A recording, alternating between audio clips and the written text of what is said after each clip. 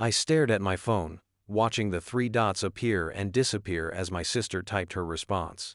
The coffee shop buzzed around me, but everything felt muted, distant, like watching life through frosted glass. Emma's message finally came through.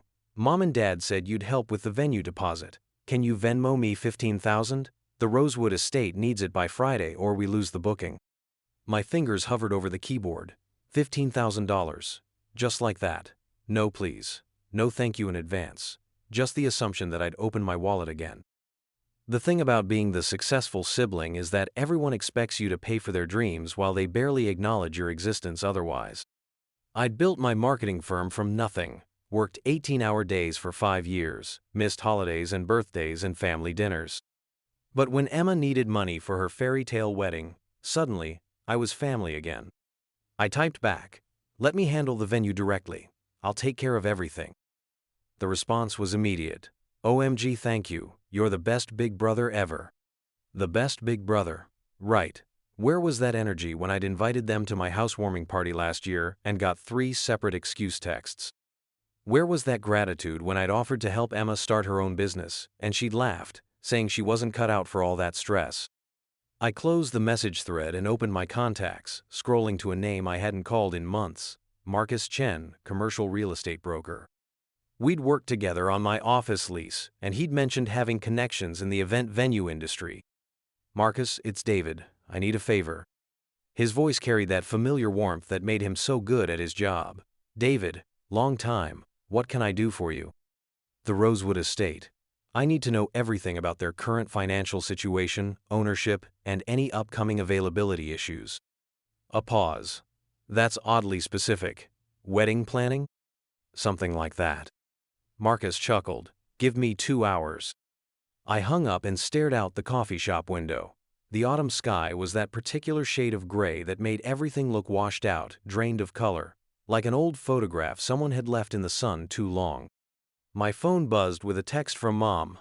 "Emma told us you're covering the venue. So generous of you. She's been so stressed about money." Stressed about money. Emma worked part-time at a boutique and spent her afternoons planning elaborate dinner parties and weekend trips. Her biggest financial stress was deciding between the premium Netflix package or buying another pair of designer shoes. Meanwhile, I'd eaten ramen for 6 months straight when I was starting my business. I'd driven a car with a broken heater through 2 winters because every dollar went back into the company. But somehow, I was the one who should feel guilty about having money now. My laptop chimed with an email. A potential new client, interested in a 6-figure marketing campaign. I stared at the numbers, at the description of their luxury product launch, and felt something cold settle in my chest. They wanted to hire me because I was successful, because I delivered results, because I'd proven myself through years of grinding, sacrificing, building something real. My family wanted my money because it was convenient. The distinction shouldn't have mattered, but it did. It burned. Marcus called back exactly 2 hours later, his voice tight with the kind of professional concern that meant he'd found something interesting. "David, we need to talk, not over the phone." 30 minutes later, we sat across from each other in his office, a folder thick with documents between us. Marcus leaned forward, his expression serious. "The Rosewood Estate is in trouble. Major cash flow issues. The owner, Patricia Whitmore, has been struggling since her divorce last year. She's behind on property taxes, and the bank is getting nervous about her commercial loan." He slid a paper across the desk. "Here's the interesting part. Your sister's booking? It's not actually confirmed. They've been taking deposits from multiple couples for the same dates, hoping to sort it out later."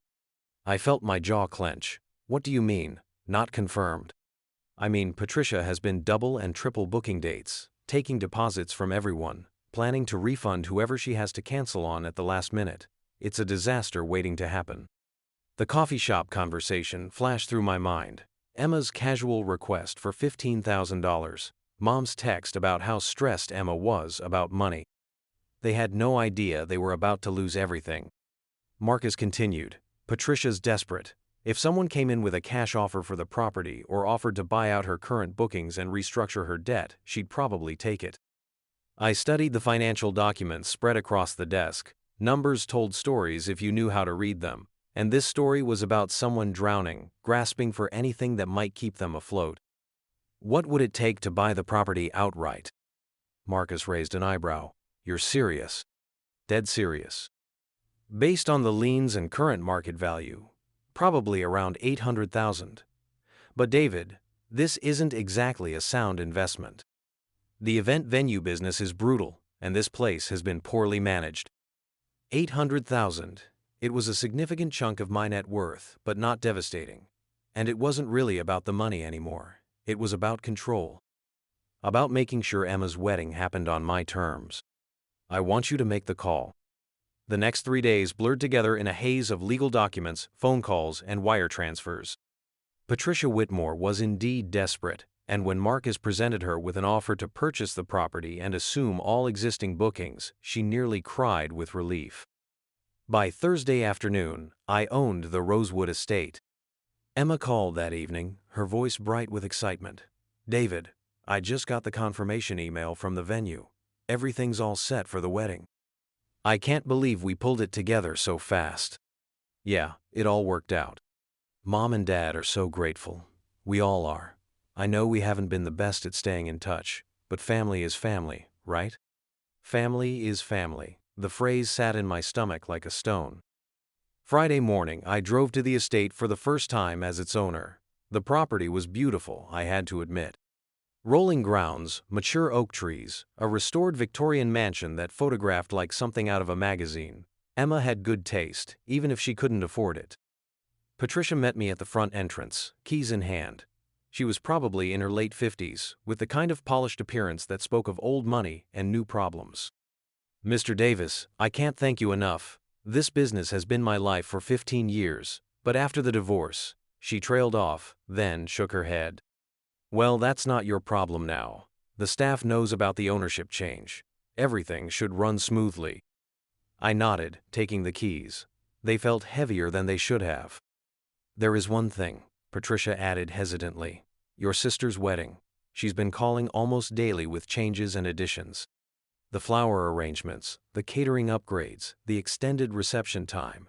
The current bill is running about $40,000 over her original budget. $40,000. On top of the $15,000 deposit she'd asked me for. On top of whatever other expenses my parents had agreed to cover. Send me the itemized list. I'll handle it directly. That weekend, Emma called 3 more times. First, she wanted to add a champagne fountain. Then, she'd found musicians who would perfectly complement the string quartet they'd already booked. Finally, she wanted to extend the reception by 2 hours and add a late-night dessert bar. Each request was presented the same way. Breathless excitement followed by the assumption that I'd make it happen. She never asked about the cost. Never seemed to consider that someone was paying for her escalating dreams. Sunday evening, she texted me photos of bridesmaid dresses that had apparently been on back order but miraculously become available. The girls will look amazing. Thanks again for making this all possible. I stared at the photos. The dresses were beautiful, expensive. Everything about Emma's wedding was going to be perfect, and she'd never have to think about the real cost because I was handling it. Just like I'd always handled everything. Monday morning brought another call from Marcus. David, I've been running numbers on the estate. If you're serious about keeping it as a business, there are some things we need to discuss. Such as? The existing booking conflicts Patricia was trying to manage. We've resolved most of them, but there are still some scheduling issues for the spring season. And the property needs significant maintenance work. The roof, the heating system, some foundation concerns. More money. Always more money. How much are we talking about? Another $200,000, minimum. Probably more like $300,000 if you want to do everything properly. I thought about the business loan applications I'd submitted when I was starting my company. The bank meetings where I'd presented 5-year projections, detailed market analysis, comprehensive business plans. The rejections. The eventual approval that came with interest rates that would have made a loan shark blush. Emma had never had to justify a single expense to anyone. Schedule the repairs, I told Marcus. Whatever it takes to make the property perfect. Tuesday, Emma called with another update. She'd decided the original cake wasn't quite right and had found someone who could make a 7-tier masterpiece with hand-piped flowers and gold leaf details. It's a little more than we planned, she said, her voice carrying that particular tone that meant she was about to ask for something. But David, it's going to be the centerpiece of the whole reception. The pictures will be incredible. How much more? Only about 3,000. I know it sounds like a lot, but only 3,000. She said it like it was pocket change. Don't worry about it. I'll take care of it. You're amazing. I don't know how we got so lucky having you as a brother. After she hung up, I sat in my office staring at the city skyline. The afternoon sun cast long shadows across the floor, and somewhere in the distance, construction workers were building something new. Always building, always working, always earning what they had. The wedding was 3 weeks away. I spent those weeks learning the event business from the inside. The staff at Rosewood Estate was professional, experienced, and surprisingly forthcoming about the property's history under Patricia's management. Sarah, the event coordinator, had been with the estate for 6 years. She walked me through the upcoming bookings, the vendor relationships, the intricate logistics of running high-end events. Your sister's wedding is going to be beautiful, she mentioned during one of our meetings. Though I have to say, the scope has expanded significantly since the initial booking. How significantly? Sarah pulled out a thick folder. The original package was priced at $25,000. With all the additions and upgrades, we're looking at closer to $70,000. $70,000. For one day. For one perfect Instagram-worthy celebration that Emma would remember forever and never have to pay for. I thought about my first apartment, a studio with a radiator that clanged all night and a bathroom I shared with 3 other people. I'd lived there for 2 years, saving every penny I could for my business. Make sure everything is exactly as she wants it, I told Sarah. The week before the wedding, Mom called me directly for the first time in months. David, honey, I just wanted to say how proud your father and I are. What you're doing for Emma, it's just incredible. She's so happy, and that makes us so happy. Her voice carried the warm tone she used when she was particularly pleased about something. The same tone she'd used when I'd graduated college, when I'd gotten my first real job, when I'd bought my house, proud but distant, like she was congratulating a stranger's success. I'm glad she's happy. You know, your father was saying just yesterday how impressed he is with how well you've done for yourself. Starting that business, building it up, he always knew you had it in you. He always knew, but he'd never said it, not during the 3 years when I wasn't sure the business would survive. Not during the 18-hour days when I was too tired to call home. Only now, when my success was convenient for them. Mom, can I ask you something? Of course, honey. When I started my business, do you remember what you said when I asked if you and Dad might consider investing? Silence. Then, carefully, David, that was so long ago. You said it was too risky, that I should focus on finding a stable job with benefits. That entrepreneurship was just a fancy word for unemployment. More silence. Your father and I, we just wanted you to be secure. We worried about you. But you never worried about Emma working part-time at a boutique. That's different. Emma's always been more creative, more free-spirited. More free-spirited. Translation: Emma was allowed to coast because I was expected to succeed. She's lucky to have a brother like you, Mom continued. Someone who can help make her dreams come true. After we hung up, I walked around my house, really looking at it for the first time in months. Every piece of furniture, every bit of artwork, every carefully chosen detail. I'd bought it all myself, earned it all myself. No one had made my dreams come true but me. Emma called Friday night, 2 days before the wedding. David, I'm freaking out a little bit. Good freaking out, but still freaking out. Tomorrow we have the rehearsal dinner, and then Sunday is the big day, and I can't believe it's actually happening. Her voice was breathless with excitement, tinged with the kind of nervous energy that comes with anticipation. She sounded young, happy, completely unaware of the financial machinery turning behind her perfect day. It's going to be beautiful, Emma. I keep thinking about when we were kids, you know, how you always took care of me. Like when I broke Mom's vase playing indoor soccer, and you told them you did it so I wouldn't get in trouble. I remembered that day. I'd been grounded for a week. Emma had spent that week playing outside while I sat in my room reading. Or when I couldn't figure out algebra in high school, and you spent your whole spring break tutoring me instead of going to Florida with your friends. I remembered that too. My friends had posted pictures of their beach trip. I'd helped Emma pass her final exam. I know I haven't always been the best sister.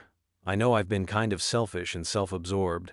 But having you make this wedding happen, it means everything to me. It really does. There was something in her voice I hadn't heard before. Genuine gratitude, maybe. Or recognition. After hanging up, I sat with that feeling, trying to decide if it changed anything. Saturday evening, I attended the rehearsal dinner at a restaurant downtown. The private dining room buzzed with conversation and laughter. Emma glowed in a white cocktail dress, surrounded by bridesmaids and family members and friends I barely recognized. I found myself at a table with distant cousins and family friends, making polite conversation about business and the weather and how beautiful Emma looked. Everyone kept thanking me for my generosity, for making the wedding possible, for being such a wonderful brother. Dad found me during cocktail hour, a scotch in his hand and a smile I hadn't seen directed at me in years. "Son, I have to hand it to you. What you've done for your sister, it's really something special.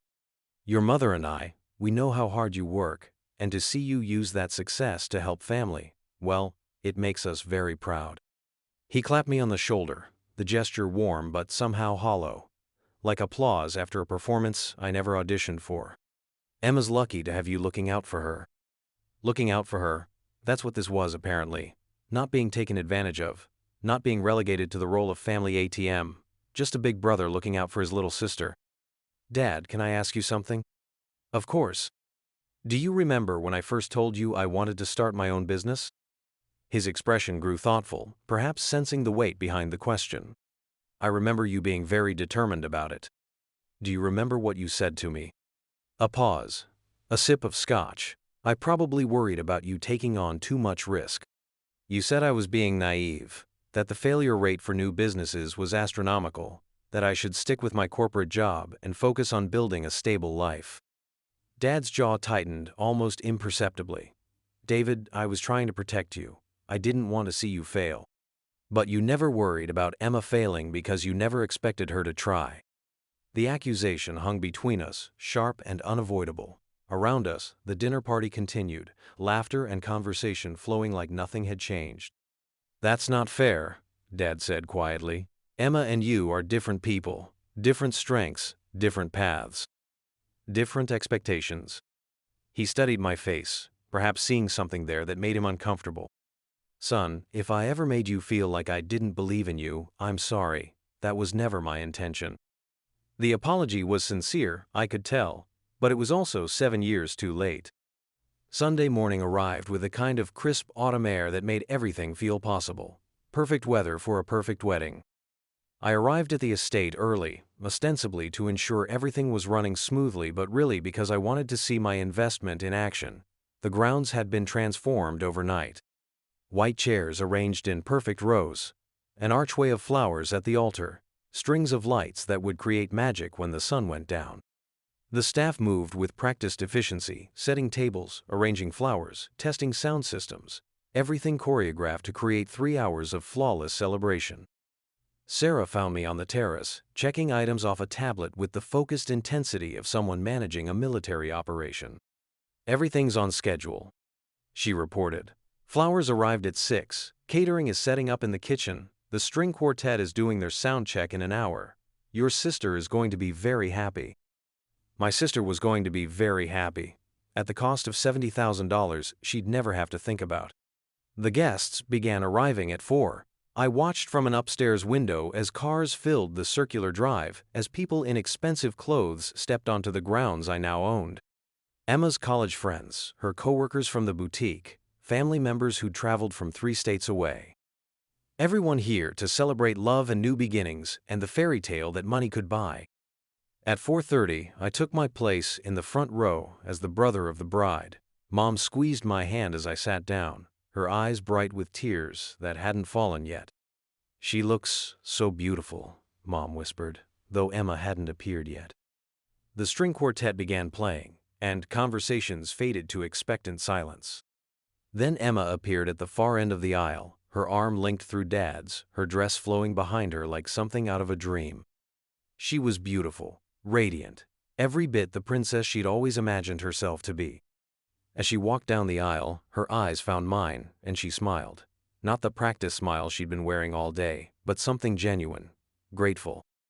For just a moment she looked like the little sister I'd protected from broken vases and failing grades. The ceremony was everything she'd wanted. The officiant spoke about love and commitment and the journey ahead. Emma and her fiancé exchanged vows they'd written themselves, promises about supporting each other's dreams and building a life together. When the officiant pronounced them married, the crowd erupted in applause, and Emma practically glowed with joy.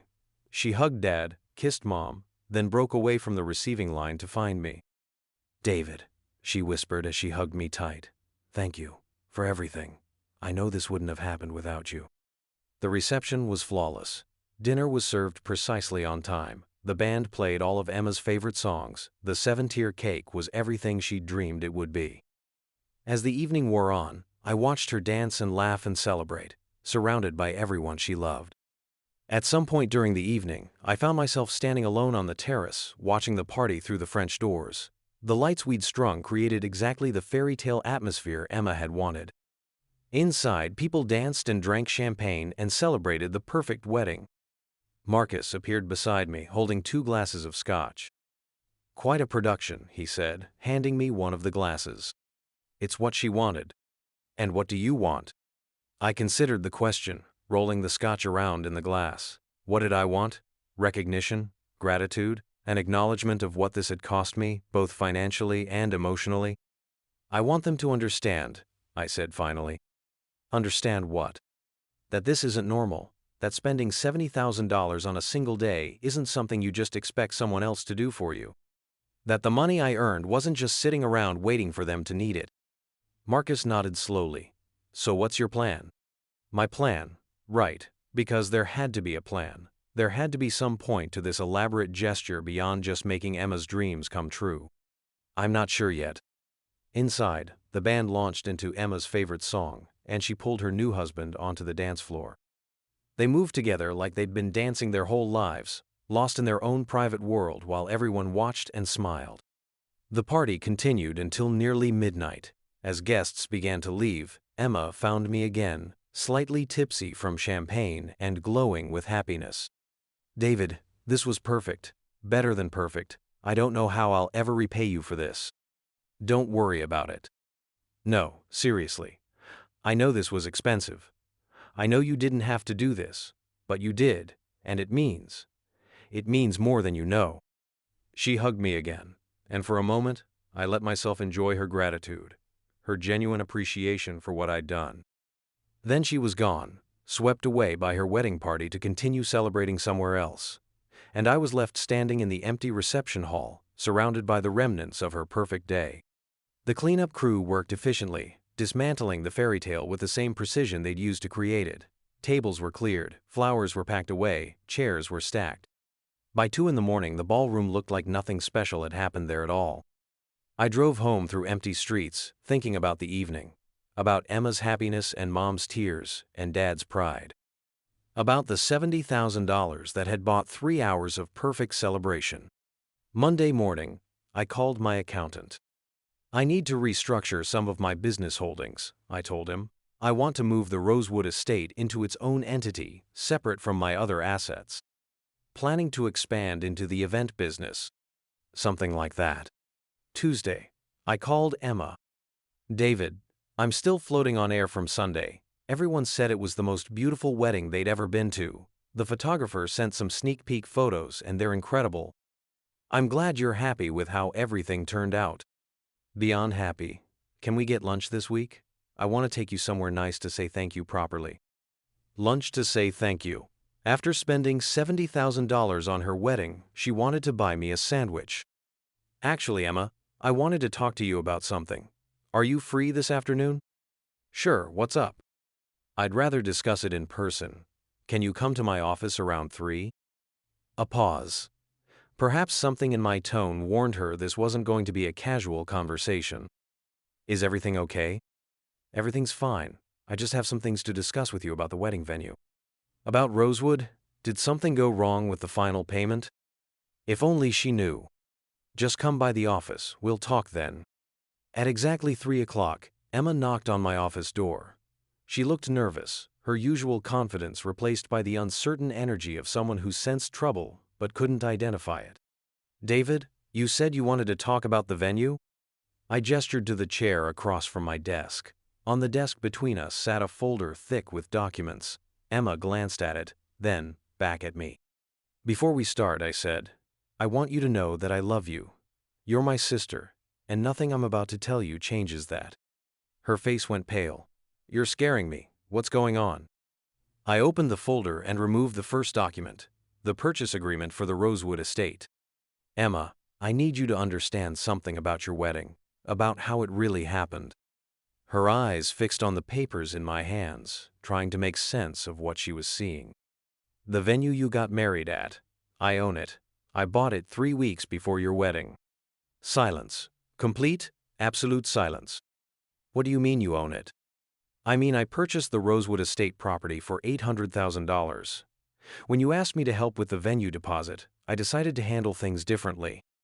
Emma stared at me like I was speaking a foreign language. "I don't understand. We booked Rosewood months ago. Patricia Whitmore was the owner." Patricia was facing bankruptcy. She'd been double booking dates and taking deposits she couldn't honor. Your wedding was never actually confirmed. You would have shown up on your wedding day to find the property locked up by the bank.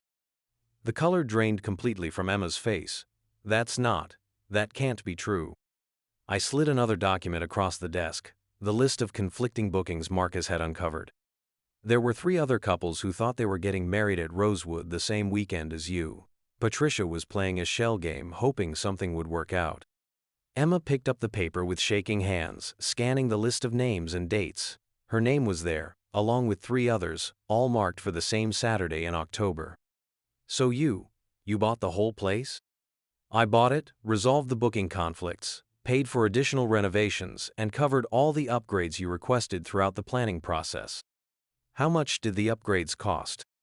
I removed the final document from the folder, the itemized bill from Rosewood Estate. "Your wedding cost $70,000, not the $25,000 original package you thought you were getting. $70,000. Emma studied the bill, her eyes growing wider as she processed each line item. The champagne fountain, the extended reception, the cake with gold leaf details. Every addition she'd requested, priced out in black and white. I didn't know it was this much, I thought. I thought it was just little things here and there. Little things. A $3,000 cake, a $5,000 champagne fountain, $6,000 for musicians you decided to add 3 days before the wedding." She set the papers down with hands that weren't quite steady. "Why didn't you tell me? Why didn't you say something when I kept asking for changes?" "Because I wanted you to have the wedding you dreamed of. Because I wanted you to be happy. Because that's what big brothers do, right? We take care of our little sisters." The sarcasm in my voice was gentle, but it was there. Emma caught it. "David, I'm grateful. I'm so grateful for everything you did, but I don't understand why you're telling me this now, why you're showing me all these numbers." I leaned back in my chair, studying her face. She looked young sitting there, younger than her 26 years, like a child who just learned that money didn't actually grow on trees. "Emma, do you remember what you said when I told you I was starting my own business? That was years ago. You said I was crazy to give up a secure job to chase some pipe dream. You said most small businesses fail anyway, so why take the risk?" She winced. "David, I was young. I didn't understand what you were doing." "You understood perfectly. You understood that starting a business was hard and risky and required sacrifice. What you didn't understand was why anyone would choose to do that when they could just coast." "That's not fair." "Isn't it, Emma? In the 7 years since I started my company, how many times have you asked me about my work? About what I'm building, what challenges I'm facing, what goals I'm trying to reach?" She opened her mouth, then closed it. "But you've never hesitated to ask for money. The deposit for your apartment, the car repair when you couldn't afford it, the vacation to Europe last summer, and now this wedding. You never said no. You always seemed happy to help." "I was happy to help, but Emma, there's a difference between helping and being taken advantage of. There's a difference between being generous and being treated like an ATM." Tears started to form in her eyes. "Is that what you think? That I've been using you?" The question hung between us, heavy and unavoidable. I think you've never had to consider the cost of anything because you've always known I'd cover it. I think you've lived your entire adult life without ever worrying about money because you knew your big brother would take care of everything. That's not true. Then explain something to me. You work part-time at a boutique. Your rent is $1,800 a month. Your car payment is $400. Your other expenses probably run another $1,000 or so. That leaves you with maybe $300 a month in disposable income. How are you planning to pay for a $25,000 wedding? Emma stared at me, the math clearly not working out in her head. Mom and Dad said they'd help. Mom and Dad offered to pay for your dress and the flowers. Maybe $5,000 total. You still would have been $20,000 short. I thought maybe we could get a loan or something. Based on what income?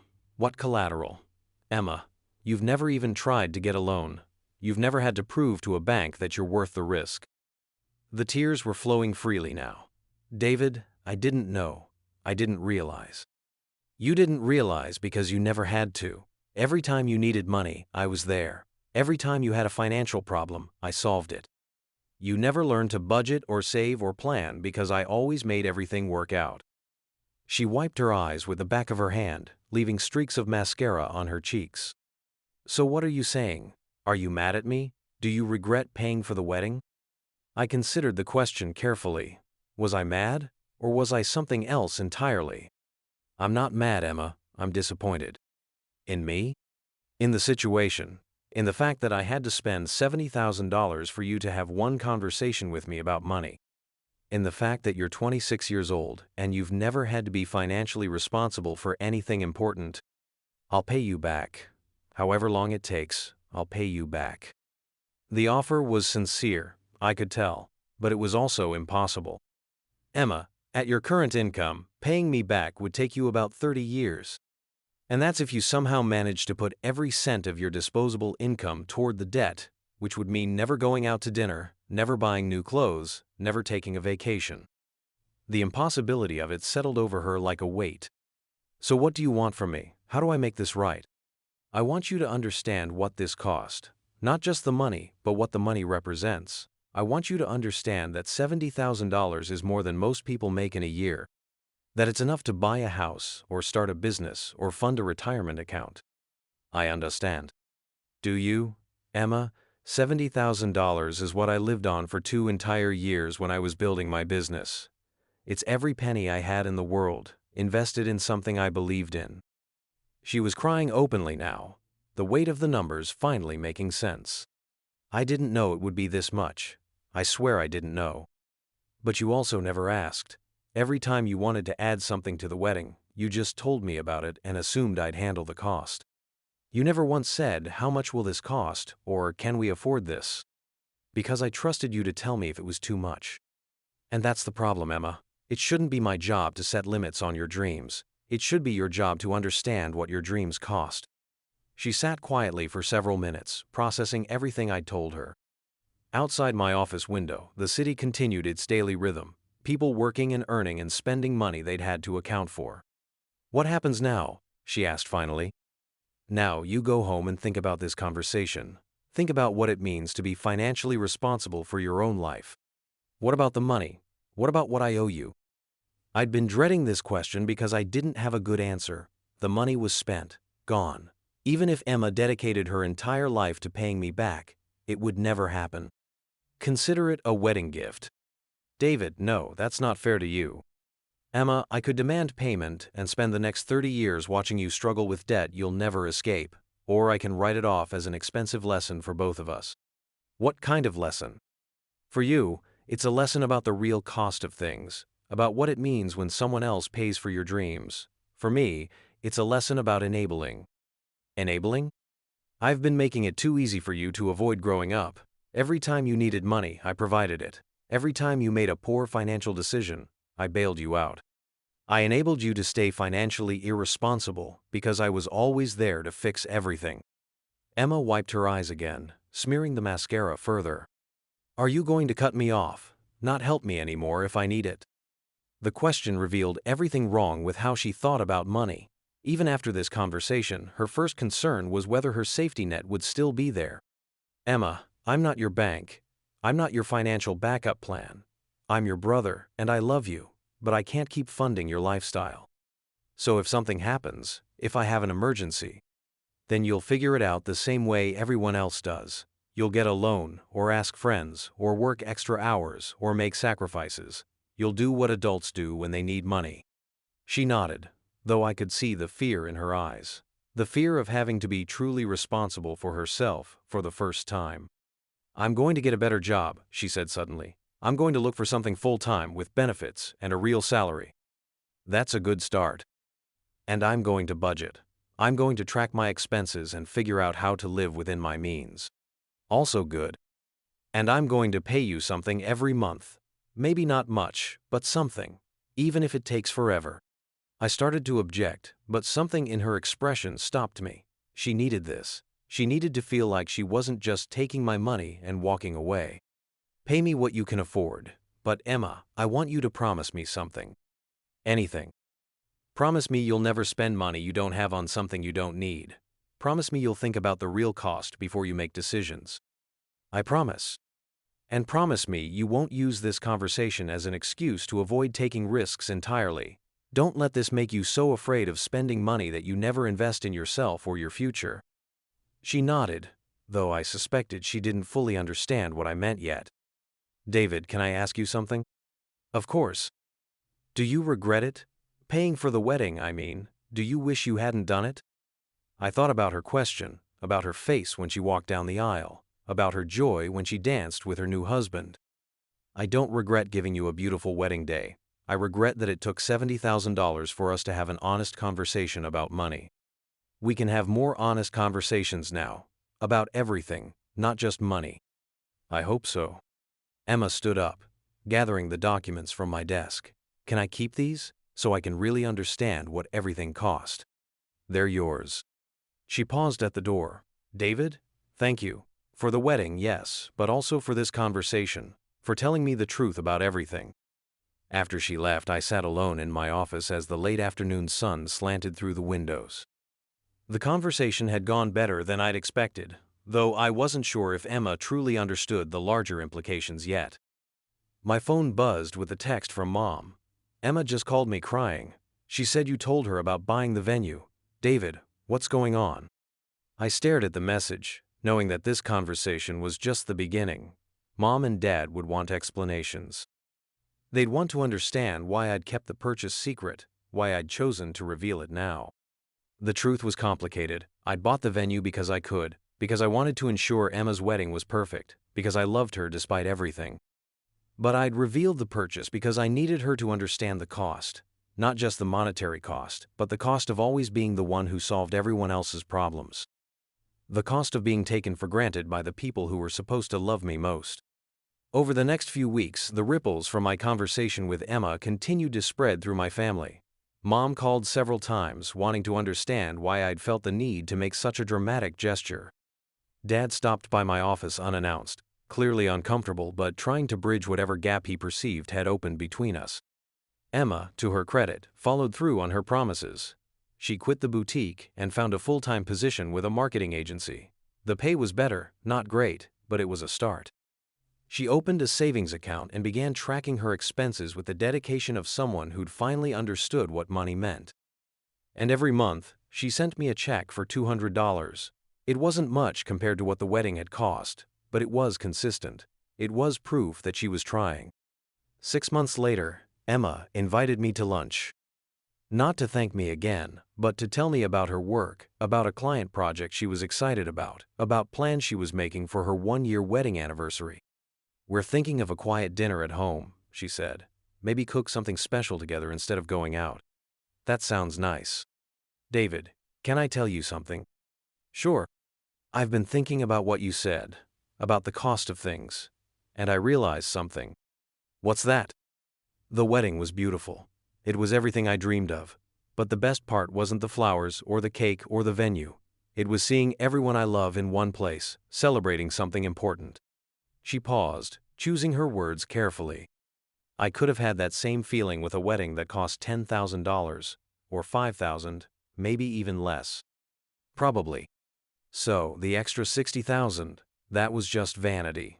I wanted the fairy tale because I could have it, not because I needed it. It was the first sign that she truly understood what I'd been trying to teach her. The thing is, she continued, now that I'm paying my own way, I appreciate things more. When I buy something, anything, I think about whether it's worth the hours I had to work to afford it. It's changed how I see everything. That's the point of having to earn your own money. I know that now. I just wish I'd learned it sooner. As we finished lunch, Emma reached into her purse and pulled out an envelope. This month's payment, she said, handing it to me. Inside was a check for $500, more than double her usual amount. Emma, you don't need to. I got a raise, and this is the first time in my life I've earned something like this through my own work. It feels different. She was right. It did feel different, for both of us. That evening, I stood on the terrace of the Rosewood Estate, which I still owned and now operated as a legitimate business. The property had become profitable, hosting weddings and corporate events and private parties for people who appreciated beautiful spaces and were willing to pay for them. Emma's wedding had cost me $70,000, but kept the business was generating real returns. More importantly, it had forced a conversation that needed to happen. I pulled out my phone and called Emma. Hey, what's up? I wanted to tell you something about the estate and the money and everything. Okay. I'm proud of you, for how hard you've been working, for how you've changed your relationship with money, for who you're becoming. A pause. Then, quietly, thank you. That means more than you know. And Emma, the next time you want to plan a party, any kind of party, I'd be happy to give you a family discount on the venue. She laughed, the sound bright and genuine. I think I'll start with something I can actually afford. That sounds perfect. After hanging up, I looked out over the grounds where Emma had celebrated the most important day of her young life. The fairy tale I'd purchased had been expensive, but it had bought something more valuable than a single perfect evening. It had bought my sister's financial independence, her understanding of what things really cost, her appreciation for the work it takes to earn the life you want. And it had bought me something too, the knowledge that love sometimes requires letting people struggle, letting them learn, letting them grow into the adults they're capable of becoming. The $70,000 was gone, but Emma was finally growing up. And that, I realized, had been worth every penny.